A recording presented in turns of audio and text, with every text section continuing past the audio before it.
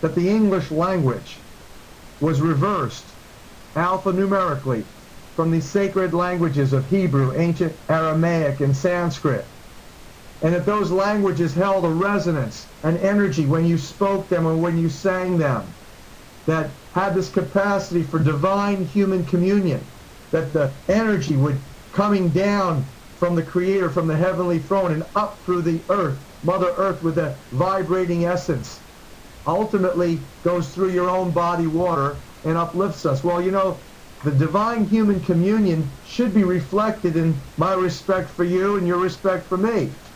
Really, I need to respect you, given the fact that your body is about 80% water. I've got to respect you as a little god and a little goddess.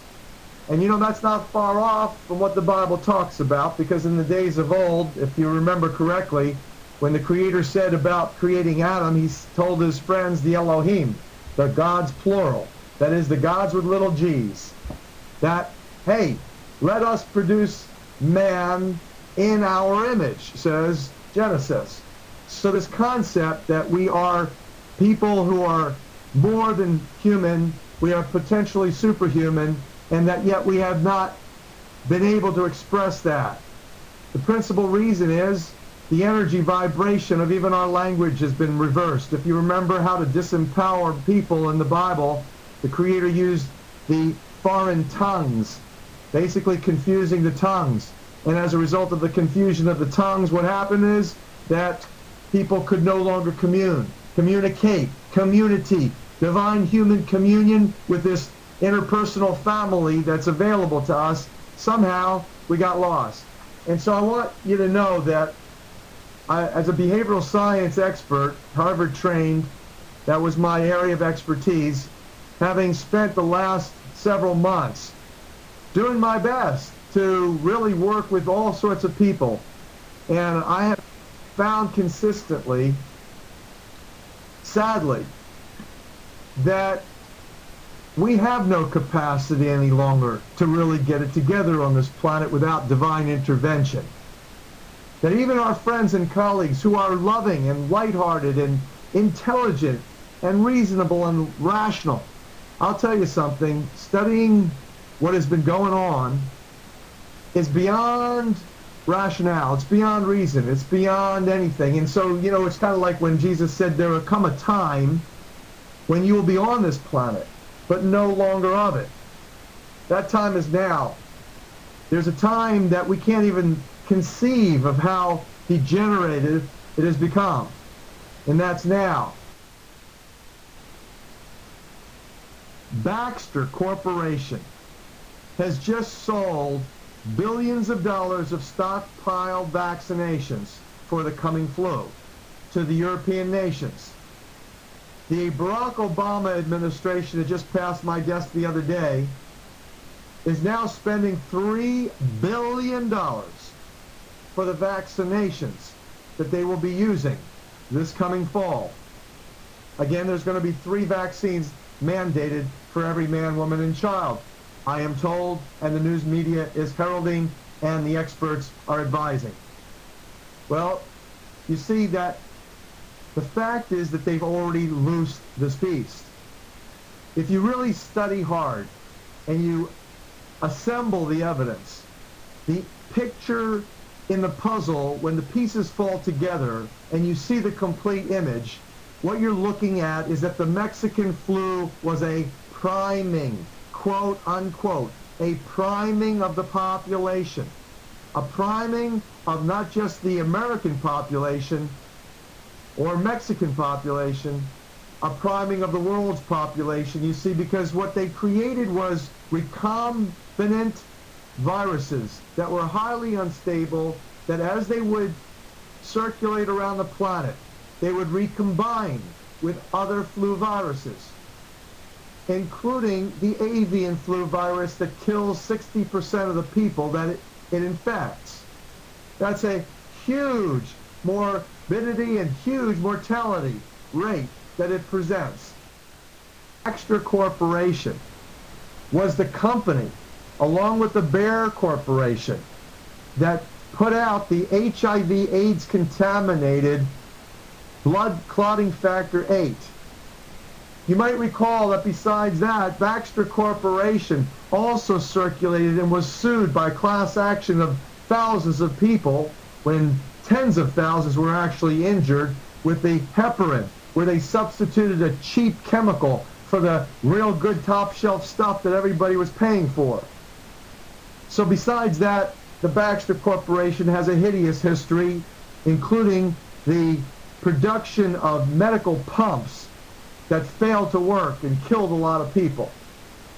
Now, given that history that I just shared with you, add one more thing.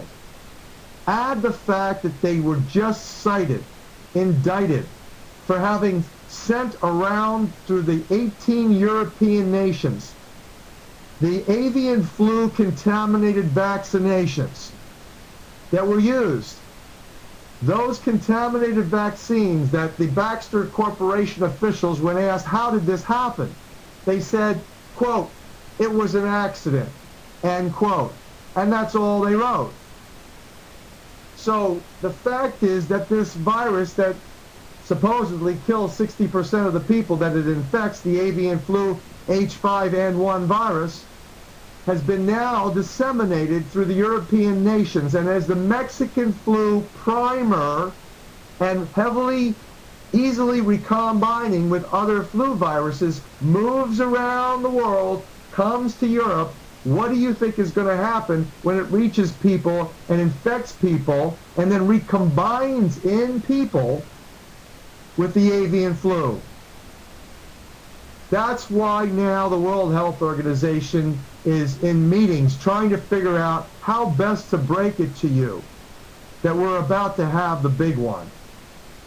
Sadly, we've got to look at the reality. And the reality is that this is going to happen. Every expert's saying it's going to happen, and from what I'm looking at, the intelligence that I'm reading, it's going to happen by the fall. Now, there's good news.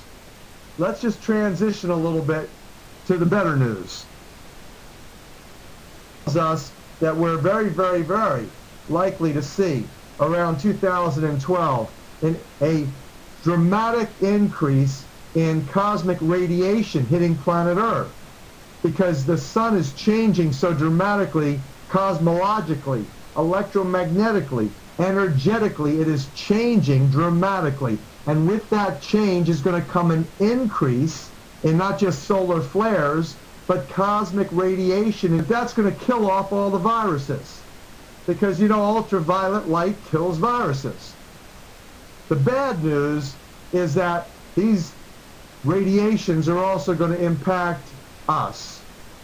And the only way really to seriously prevent your own body chemistry and body temple from being taken out is you've got to go to the light.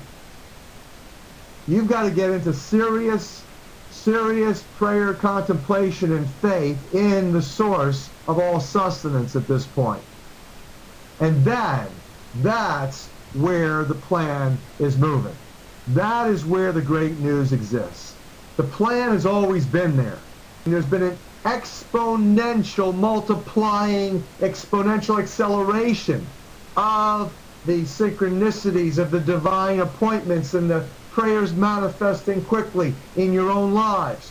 If you are connected to this family that I'm talking about here, this divine human family, I know you've been experiencing that. I just came back, as I said, from London. There was about 450 people in the room when I asked the question, how many of you have been experiencing that? And almost everybody in the room raised their hands. A lot of conscious people in the world today who are waking up.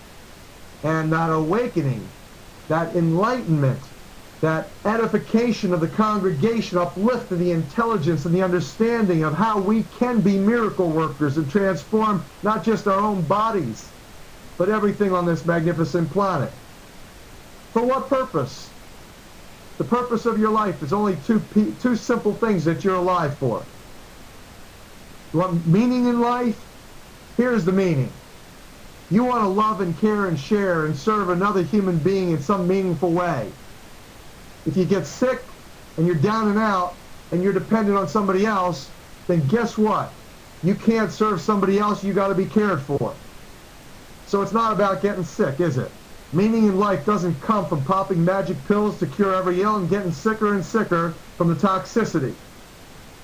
Beyond that, serving the Creator maximally, having a divine relationship, going home to where the heart is, where the love is. That's where the Creator is. So this concept that there's really two simple things that you want to accomplish in your life that are both served intimately by service and love, particularly love for the Creator, and that's where we're heading right now.